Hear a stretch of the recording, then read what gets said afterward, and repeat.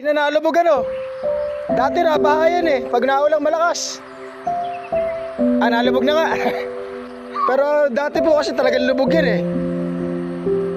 Medyo maganda na ano ngayon oh. Ganda ng pagkakagawa ninyo. Sana madaanan ito ngayon.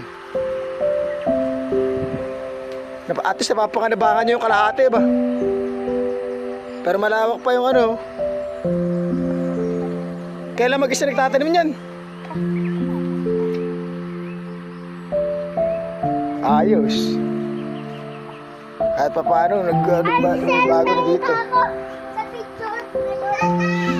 3 taon ako nawala dito. May bagong bubong. Para semi ano to. Ano ba to? Oh, semi bahay kuno. Ayos to, dami ng tinalim. Ayos to. At least kahit man lang yung 2,000 square mapakinabangan.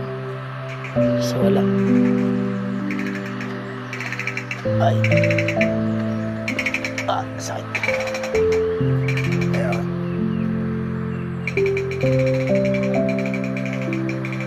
Ano ba ito?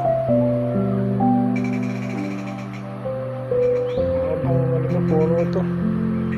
Parang kalamansi. Dati papaya na katanim namin dito eh.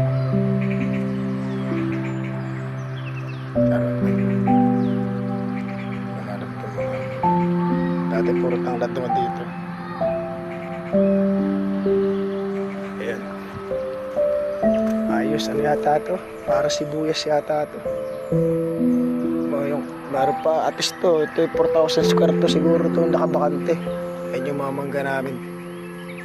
Dami bangka niyan. Kaya yung mga magna na sinilukan, kung pagpunta yan, paldo-paldo eh.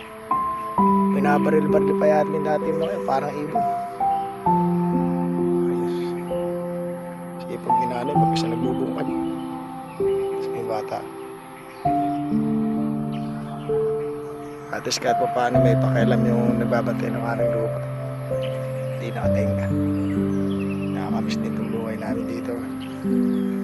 Ito yung pangarap kong buhay dati. Sayang. Naging ano, Jurassic Park yun. Lawak-lawak nito eh. 6,000 square to eh. Kasama pa nga yung mga bahay doon.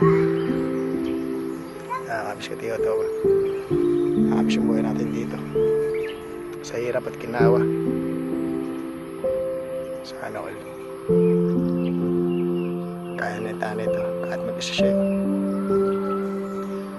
Nakakamiss ang buhay dito.